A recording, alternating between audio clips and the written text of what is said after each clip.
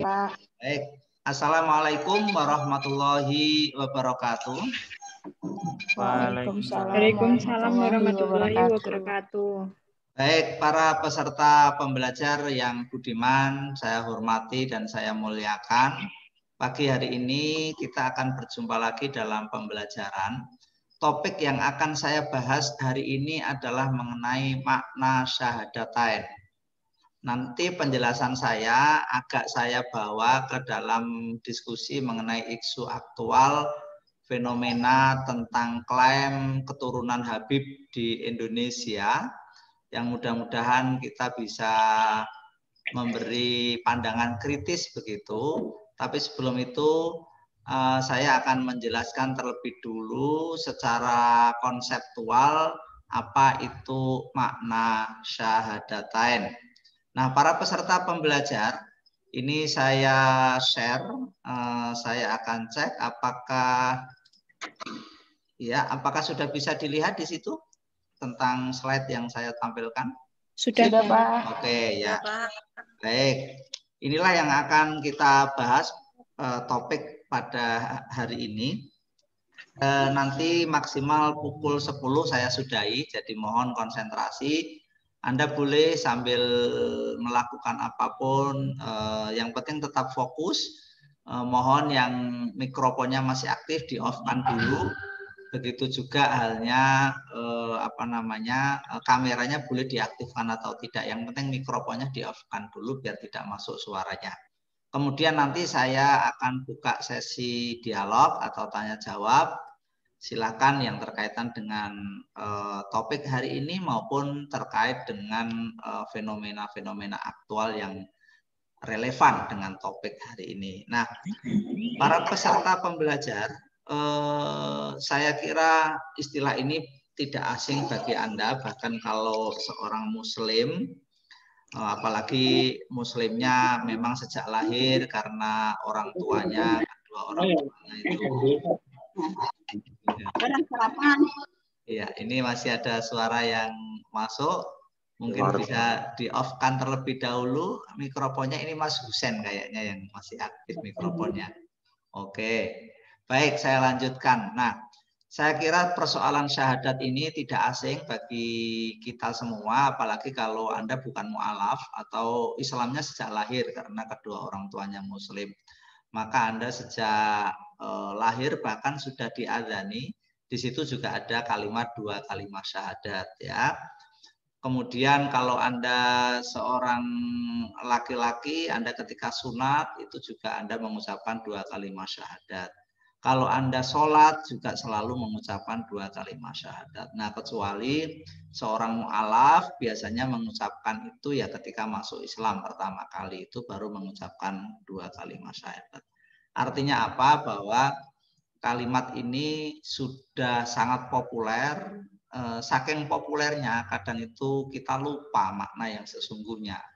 Padahal kalau kita sadari, justru syahadat inilah prinsip paling dasar di dalam agama Islam ya.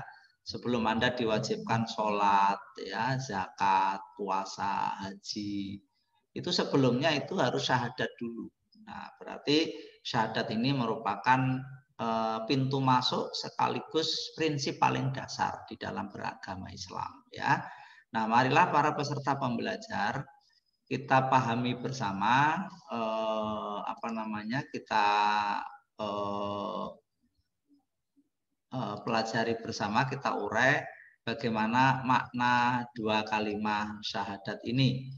Nah, para peserta pembelajar, syahadat itu di dalam Islam ada dua jenis. Makanya disebut dengan dua kalimat syahadat atau dalam bahasa Arabnya adalah syahadatain. Apa itu syahadat yang pertama? Syahadat yang pertama biasanya disebut dengan syahadat tauhid, yaitu yang berbunyi la ilaha illallah ya. Kemudian syahadat yang kedua disebut dengan syahadat Rasul, yaitu wa asyhadu anna Muhammadar Rasulullah. Nah, ini mungkin bisa saya tampilkan di sini. Anda bisa lihat di situ. Yang pertama ini disebut dengan syahadat tauhid, yaitu mengesahkan, menunggalkan memutlakkan Allah sebagai satu-satunya Tuhan atau ilah. Maka kalimatnya adalah asyhadu alla ilaha illallah, dan kedua wa asyhadu anna Muhammadar Rasulullah.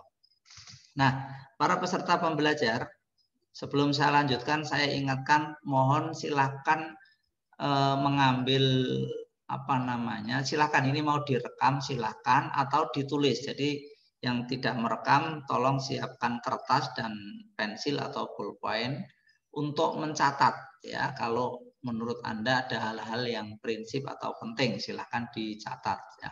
Saya kasih waktu 1 menit, silakan mencari kertas atau pulpen untuk mencatat, karena saya memang sengaja tidak menampilkan tulisan-tulisan di sini kecuali 2 kalimat syahadat ini ya. Jadi biar Anda lebih concern menangkap, dan nanti saya akan mengkonfirmasi di akhir pertemuan. Nanti ada tugas untuk meresum atau menjelaskan ulang dalam bentuk deskripsi. Deskripsi itu memaparkan dalam sebuah esai tentang makna 2 kalimat syahadat, merangkum dari apa yang sudah saya jelaskan. Jadi silakan sekarang diambil kertasnya sama pulpennya, atau kalau Anda pakai laptop atau handphone, smartphone Anda sudah canggih, juga bisa langsung direkam kalau memang kemampuan daya tampungnya bagus, silahkan ya. Oke, ada suara yang masuk, mohon mikrofonnya di off-kan terlebih dahulu. Baik, sudah siap ya? Akan saya mulai. Ini Nisa Fatimah, tolong mikrofonnya di off-kan. Nisa Fatimah. Halo Nisa Fatimah. Halo Nisa Fatimah. Mungkin yang punya HP bisa dijapri Nisa Fatimah untuk di off kan. Halo.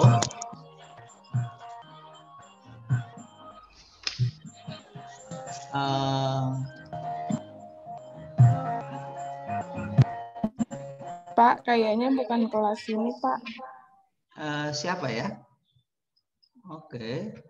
Oke, sudah sekarang. Ya, terima kasih. Nah, saya lanjutkan ya. Nah, silakan catat, ini akan saya mulai penjelasannya. Nah, pertama yang perlu saya jelaskan adalah apa sesungguhnya fungsi dari syahadat ya. Syahadat itu adalah satu, berfungsi sebagai pintu masuk.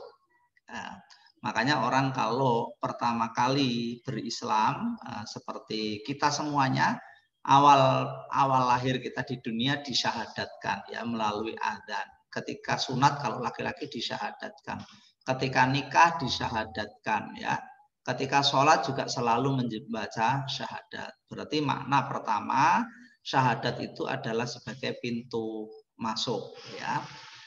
Kedua, makna syahadat itu adalah sebagai identitas ya. Identitas itu artinya bahwa dengan membaca 2 kalimat syahadat maka orang dinamakan seorang muslim ya. Ini adalah sebuah ikrar pernyataan yang menandakan seseorang menjadi muslim ya, sebagai identitas ya. Kemudian syahadat itu juga bisa bermakna sebagai janji atau sumpah ya. Dengan membaca syahadat dengan kesadaran penuh, keyakinan penuh, menerima dalam hati, diungkapkan dalam lisan, diketahui dalam pikiran, maka orang bersumpah dan berjanji bahwa tidak ada Tuhan selain Allah dan mengakui Muhammad sebagai utusan Allah. Nah, jadi pertama sebagai pintu masuk, kedua sebagai identitas ya, ketiga sebagai sumpah atau janji ya. Keempat, syahadat itu juga bermakna sebagai ikrar ya. Ikrar itu pernyataan ya. Mungkin ini bagian dari identitas juga. Karena apa? Karena Islam itu kan diciptakan, diturunkan untuk umat manusia di muka bumi. Nah, manusia itu sebagai makhluk sosial, dia berinteraksi dengan orang lain yang beragam, ya, banyak beragam. Nah, dalam keberagaman itulah sosok individu itu perlu memiliki identitas jati diri. Dia itu siapa secara agama. Maka dengan syahadat inilah kemudian orang menjadi tahu, oh kamu muslim dan lain sebagainya. Nah, itulah para peserta pembelajar fungsi di dalam dua kalimat syahadat tersebut. Gitu ya. Nah, mari kita masuk kemudian setelah itu adalah maknanya. Ya, pertama akan kita pahami dulu makna syahadat tauhid yang berbunyi asyhadu alla ilaha illallah, ya. Ini syahadat tauhid dulu. Asyhadu alla ilaha illallah. Pertama adalah kata-kata asyhadu. Asyhadu di sini kalau diterjemahkan dalam bahasa Indonesia artinya adalah saya bersaksi. Nah, apa sih makna saya bersaksi? Berarti di sini ada kata kerja yang namanya persaksian, bersaksi, ya. Bersaksi di situ bukan hanya melihat atau bukan hanya mengetahui, bukan hanya meyakini. Jadi sebuah kata kerja menyaksikan itu adalah sebuah totalitas, ya, sebuah tindakan yang melibatkan banyak unsur. Sejak dari menyadari, mengetahui dalam pikiran, ya, bahwa persaksian ini adalah sebuah tindakan sadar, ya, bukan karena mimpi, bukan karena halusinasi, bukan karena mabuk, tapi adalah sebuah pernyataan janji yang penuh kesadaran, ya. Kemudian persaksian itu meliputi pikiran, makanya dia sebuah tindakan sadar. Kedua adalah sebuah keyakinan dalam hati, ya. Persaksian itu makanya kalau Anda contohnya sederhana begini. Anda melihat bola. Ketika melihat di televisi dengan menyaksikan langsung, itu kan dimensinya berbeda, ya. Secara psikologis berbeda. Mungkin orang akan hanyut emosinya secara langsung kalau dia menyaksikan secara langsung. Berbeda dengan kalau dia membaca koran atau melihat di televisi, apalagi itu tidak live, maka emosinya itu tidak langsung. Nah, kalau persaksian itu adalah melibatkan sepenuh hati, ya, maka syahadat itu bukan hanya orang tahu di pikiran saja, gitu, tapi dia harus meyakini di dalam hati.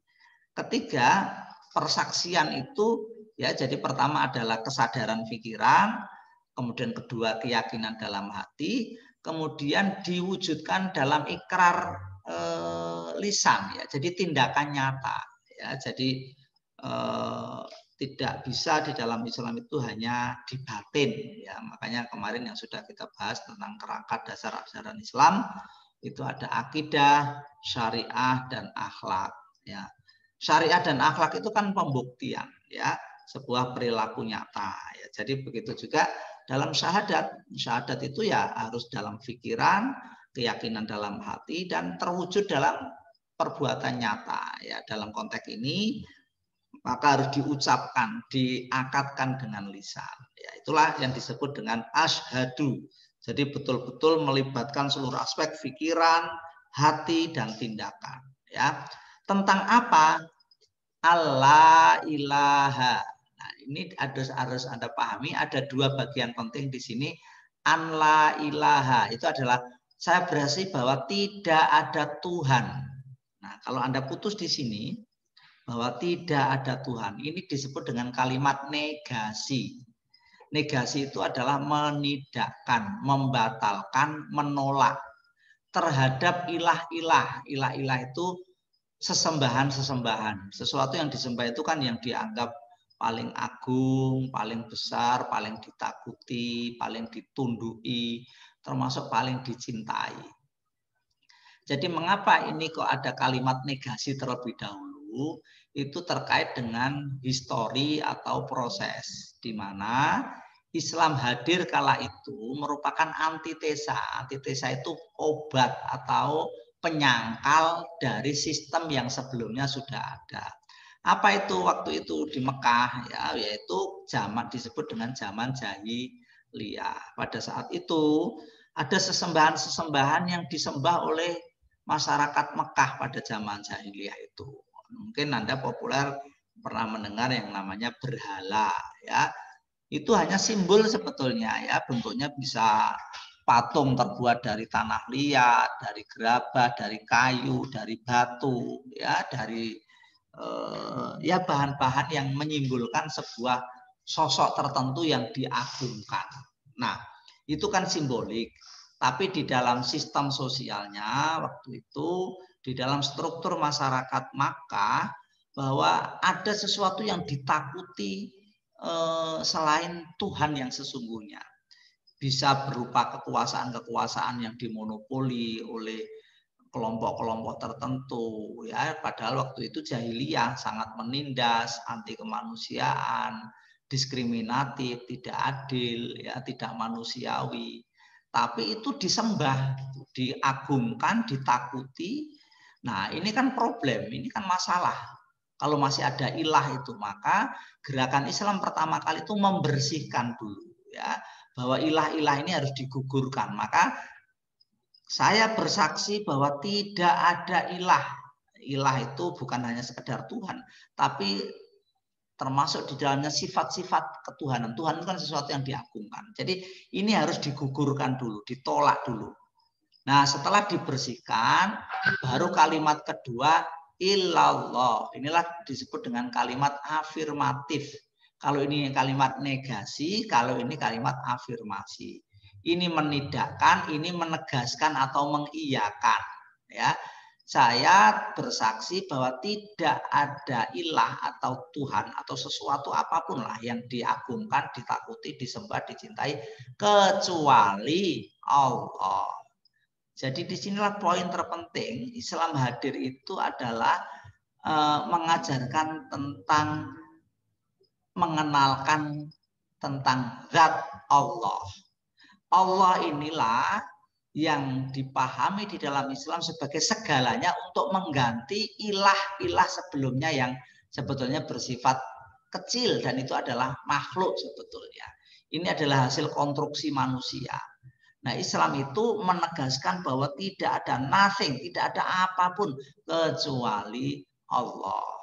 Ya, makanya orang Islam itu di dalam pemahaman imannya, ya, apa namanya, kesadaran tauhidnya, akidahnya, memang segalanya serba Allah. Ya. Bahkan di dalam Al-Quran itu tidak ada sehelai daun pun yang jatuh di muka bumi ini kecuali atas perintah Allah.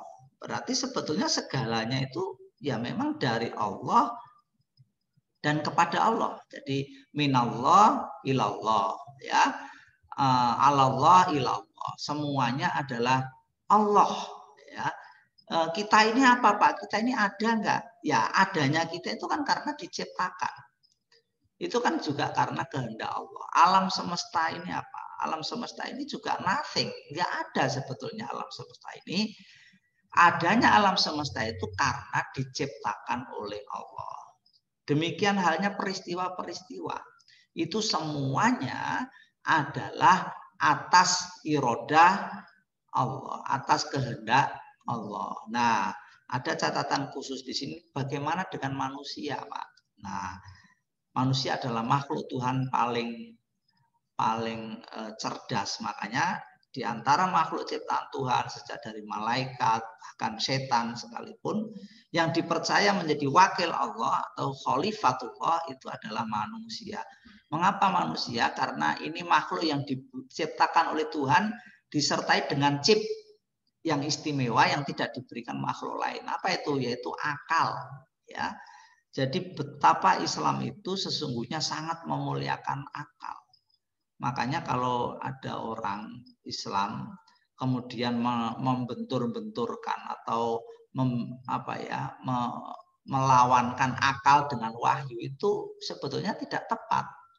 Karena sebetulnya akal itu juga bagian dari wahyu Tuhan yang diberikan kepada manusia. Itulah mengapa manusia diberi predikat sebagai wakil Tuhan.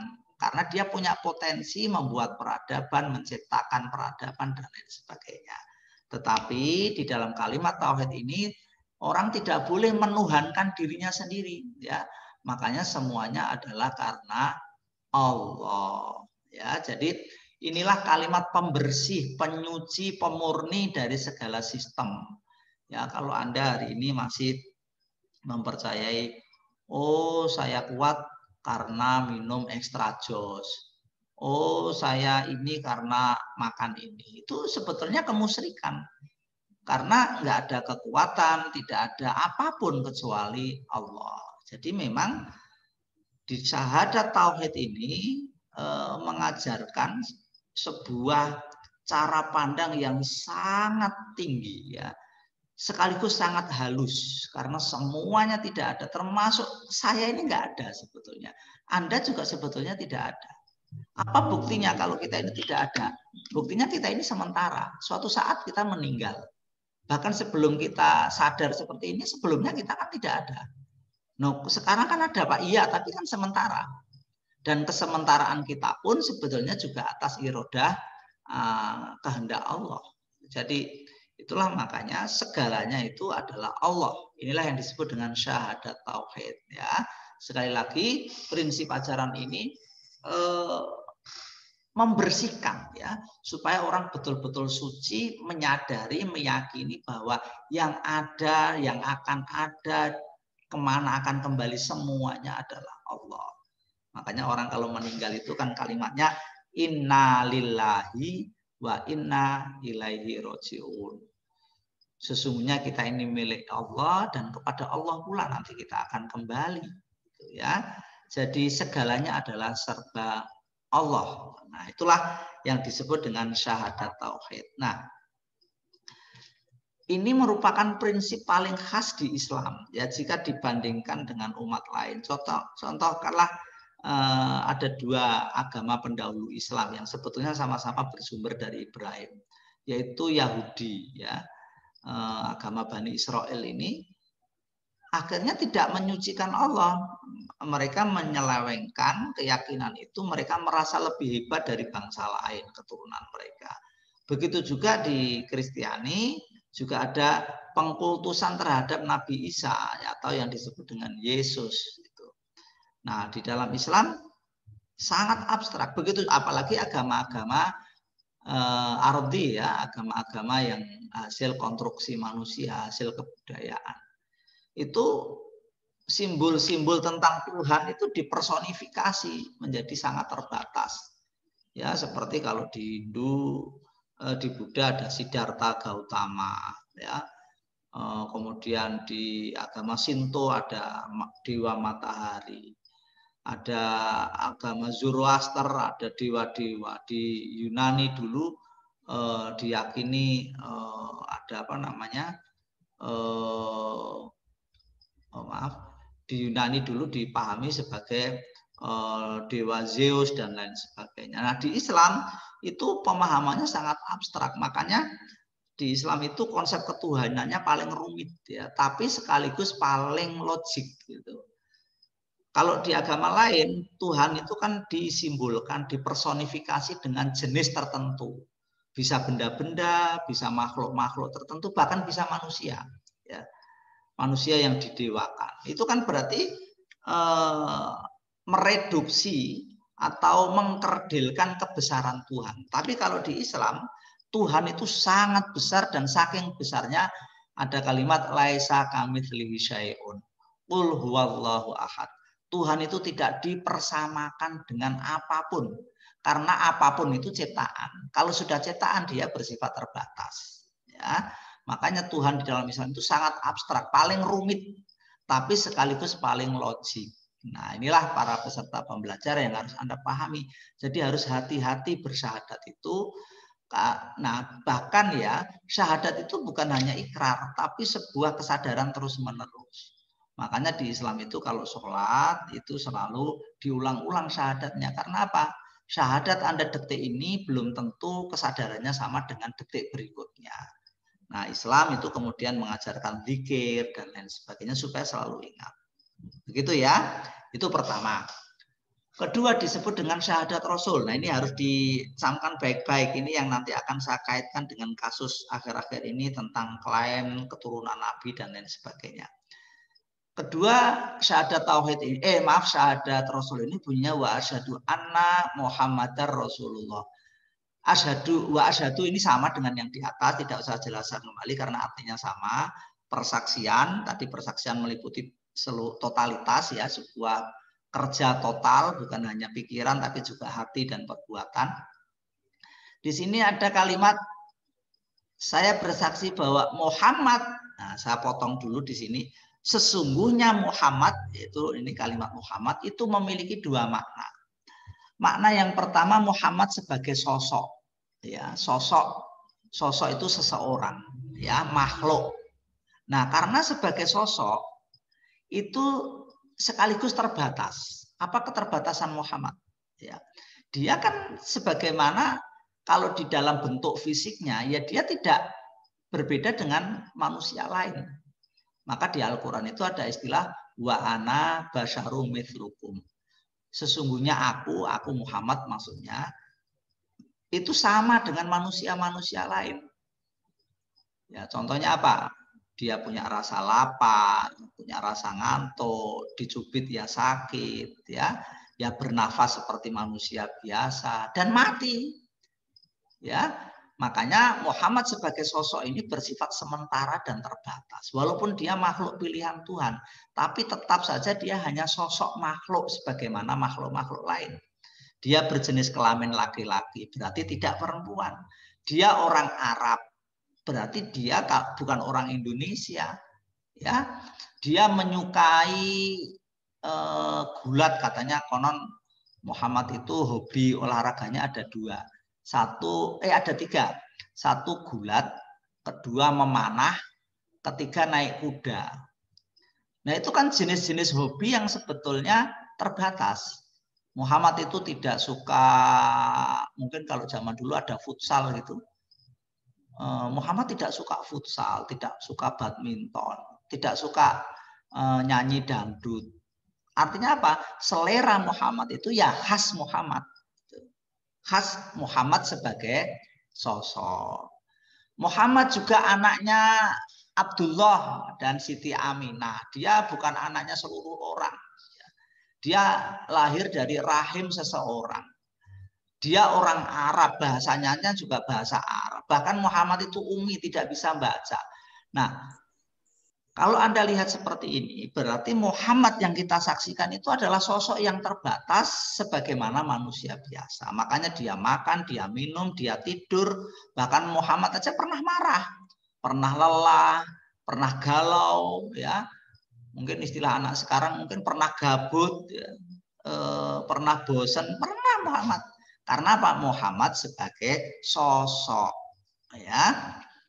Pak punya keturunan Pak, iya memang betul Muhammad itu punya anak Hasan, Husain itu anaknya ya, kemudian beranak pinak sampai diklaim zuriyahnya itu menjadi kalau di Indonesia dijuluki dengan Habib ya. Padahal Muhammad itu keturunannya banyak gennya ya. Bahkan kalau dirunut-runut tidak seluruh zuriyah Muhammad itu Muslim, ada juga yang kafir bahkan musuh Islam, seperti Abu Lahab. Ya. Abu Lahab itu pamannya Nabi Muhammad. Ya. Makanya kalau Habib-Habib di Indonesia itu kalau dirunut coba di tracer runutan DNA-nya, ya mungkin benar dari keturunan Arab di sana, tapi dirujuk pada terahnya siapa? Jangan-jangan merujuk pada terahnya Abu Lahab. Abu Lahab kan musuhnya Nabi Muhammad. Orangnya kasar, suka maki-maki ya, dan lain sebagainya. Jangan-jangan begitu. Nah, mengapa? Karena Muhammad itu sebagai sosoknya yang terbatas. Di Al-Quran sendiri dinas wa ana basyarum mithlukum. Muhammad itu juga seperti manusia yang lain. Yang tadi saya sebut, bisa lapar, bisa haus, bisa ngantuk, bahkan punya nafsu seks. Ya, makanya Muhammad juga nikah. Gitu. Karena apa? Sebagai manusia. Hanya saja karena sosok ini dalam proses hidupnya bisa membuktikan jujur, sabar, santun, pekerja keras, cerdas, bisa dipercaya, maka seluruh tindak tanduk sosok ini layak menjadi suri tauladan.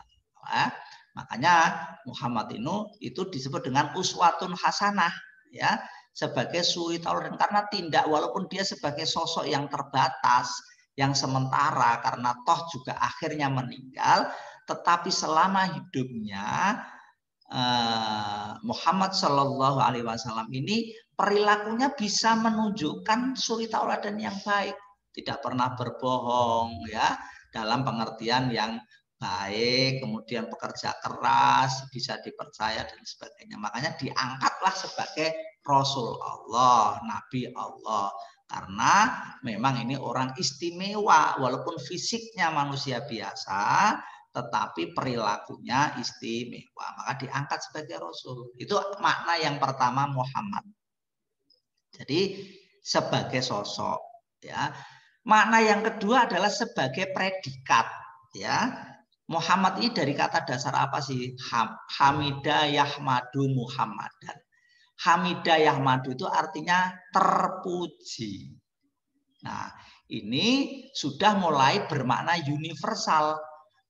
Jadi sifat-sifat keterpujian itu adalah sebuah sifat yang siapapun bisa menjadi seperti itu, asal memenuhi syarat-syarat yang ada, ya. Terpuji itu kan sesuatu yang baik, sesuatu yang tepat, sesuatu yang benar. Seperti begini, di dalam matematika 1 tambah 1 itu 2, maka itu terpuji. Karena apa?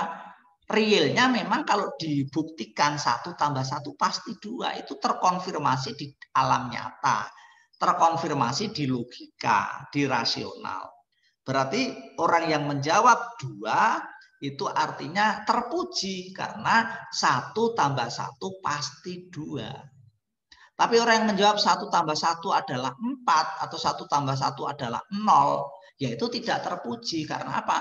Mengingkari logika, mengingkari kenyataan. Nah, dalam makna yang kedua ini, Muhammad dalam pengertian predikat yaitu sifat-sifat keterpujian.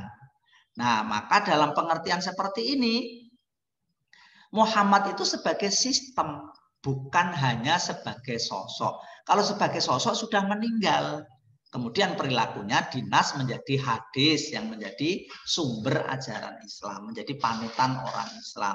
Tetapi sebagai sistem, siapapun bisa mempelajari. Pak, kalau orang tidak syahadat tauhid, tapi dia sifatnya terpuji, mungkin enggak? Ya sangat mungkin. Dia bermanfaat hidupnya sangat mungkin. Loh, jangan lupa, seperti para ilmuwan yang menemukan hukum-hukum fisika, sampai ditemukan pesawat, sampai ditemukan hukum kekekalan energi, ditemukan hukum gravitasi, hukum dan lain sebagainya, ditemukan listrik. Itu orang baik nggak? Orang baik. Dan itu Muhammad, apa yang dilakukan itu terpuji, ya, karena apa yang ditemukan itu bermanfaat untuk orang lain. Wah, itu orang baik, itu terpuji, maka dia pun sebetulnya terilhami memiliki sifat-sifat keterpujian. Jadi bukan hanya orang Islam saja. Nah, jadi sekali lagi, termasuk ilmu pengetahuan itu juga Muhammad, itu adalah sifat keterpujian. Maka dalam pengertian demikian, Muhammad dalam arti predikat itu bersifat universal. Ya, makanya Islam itu mengapa menjadi agama terakhir, agama penutup. Karena sifat, karakter, konsep-konsep dalam Islam siapapun bisa mempelajarinya. Nah, cuma jangan lupa masih ada kalimat Rasulullah. sifat keterpujian ini semuanya tadi sudah saya katakan bisa menjadi memuhammadkan diri, memujikan diri, asal dia menaati hukum-hukum yang ada. Seperti kalau dalam ekonomi, Pak, saya ingin kaya. Ada rumusnya. Ya, ada rumusnya. Kamu harus kerja keras, ya, strategi bisnisnya bagus, ya, cerdas, ya, manajemennya rasional. Bisa jadi kaya dan itu tidak tergantung dia menyembah Tuhan atau tidak. Asal dia menaati hukum-hukum ekonomi itu, menguasai pasar, ya dia jadi kaya. Berarti dia mengamalkan ilmu-ilmu keterpujian. Itulah ilmu Muhammad. Jadi tidak dia menentang Tuhan pun juga tetap dia terpuji. Nah, cuma bedanya kalau di dalam Islam itu dilanjutkan Rasulullah. Jadi Muhammad baik dalam pengertian sebagai sosok maupun dalam pengertian sebagai sistem atau sifat keterpujian itu dalam keyakinan Islam itu pun sebetulnya adalah utusan Allah. Jadi kembali lagi ke sini, ke syahadat tauhid. Jadi walaupun kita sudah menguasai ilmu pengetahuan, menguasai hukum-hukum sebab akibat, sudah meneladani Rasulullah sekalipun sebagai sosok, tetap orang Islam harus rendah diri. Mengapa?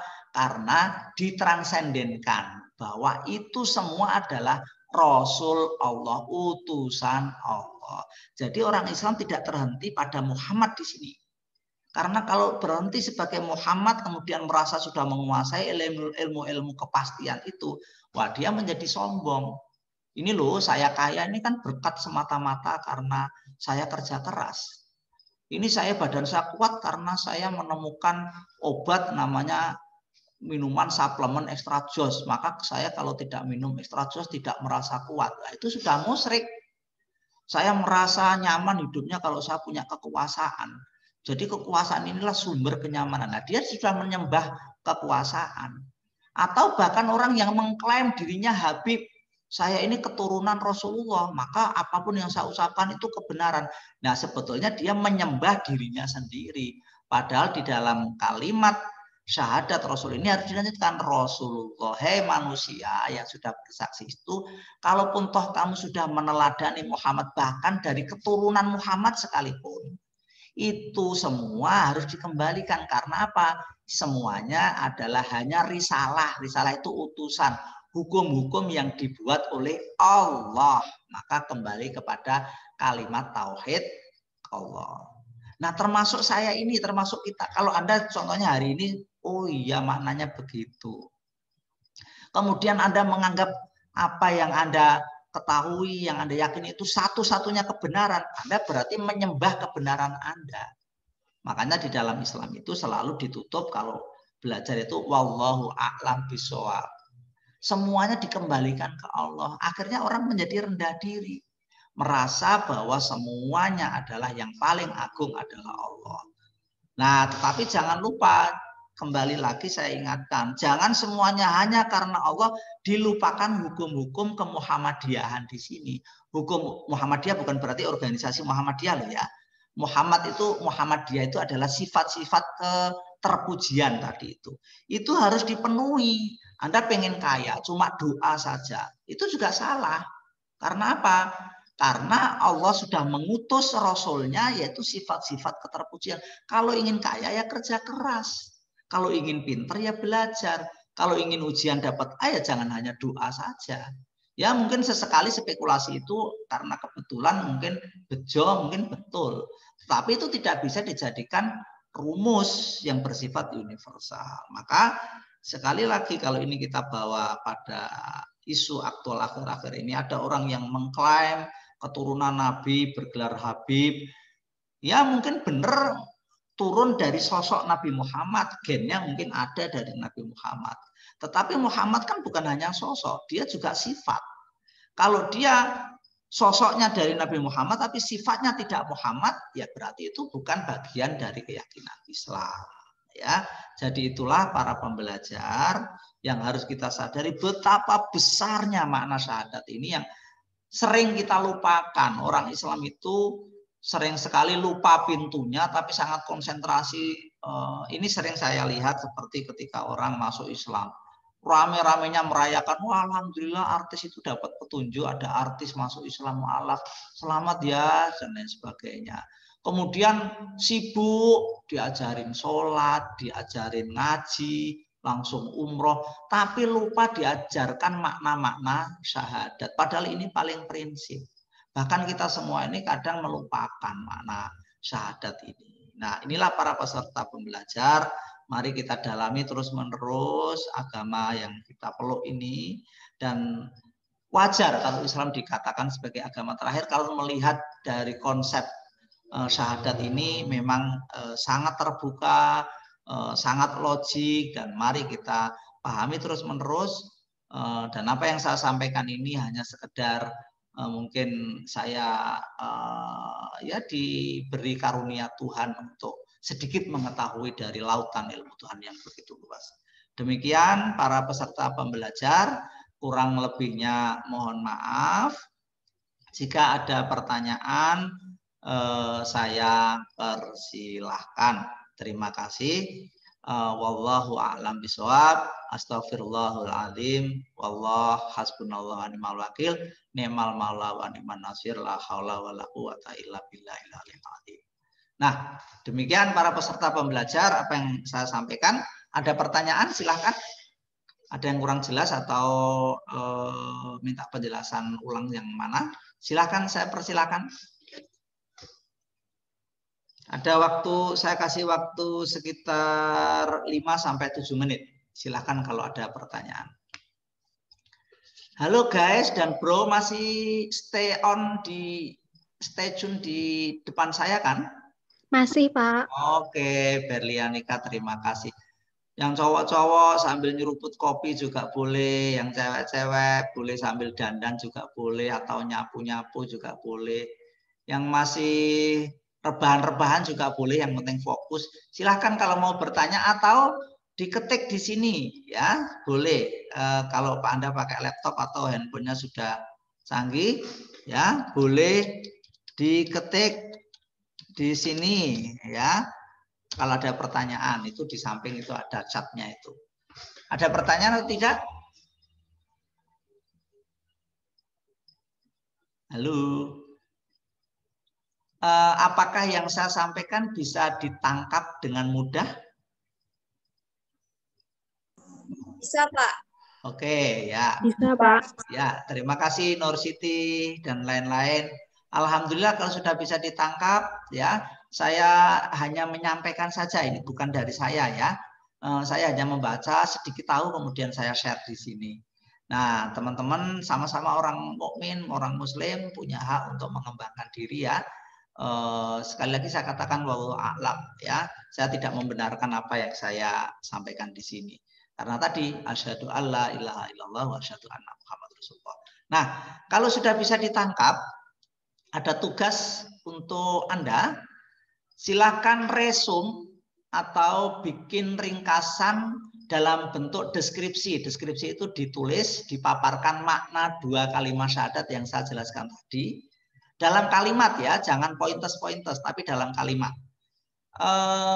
Minimal 1 lembar, maksimal 2 lembar. Boleh diketik atau boleh tulisan tangan di foto, kemudian dikirim ke portal bagian tugas kuliah. Setelah ini akan saya rumuskan di situ. Saya batasi sampai jam 12 ya.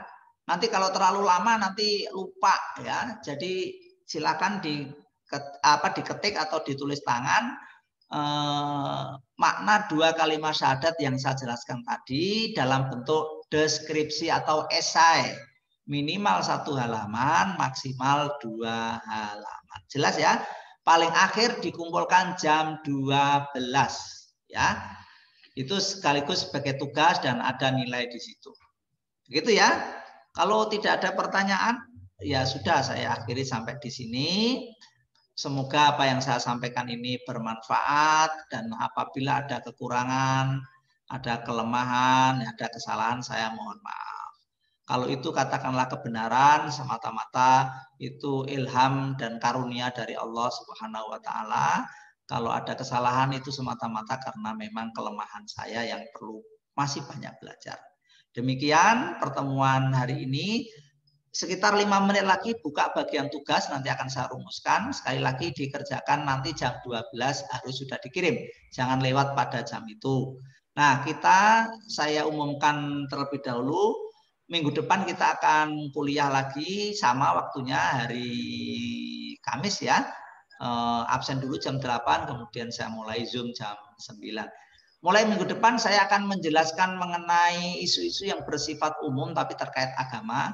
Sejak persoalan politik, persoalan tradisi, persoalan organisasi keagamaan ya, nanti akan saya jelaskan pada pertemuan mendatang. Jadi tidak lagi mundur masalah agama dalam pengertian normatif. Demikian, kurang lebihnya mohon maaf. Jaga kesehatan dan salam untuk keluarga Anda dan orang-orang yang Anda sayangi di sekitar Anda. Terima kasih. Wabillahi taufik wal hidayah. Wassalamualaikum warahmatullahi wabarakatuh. Waalaikumsalam warahmatullahi wabarakatuh. Terima kasih, Pak. Ya. Wabarakatuh.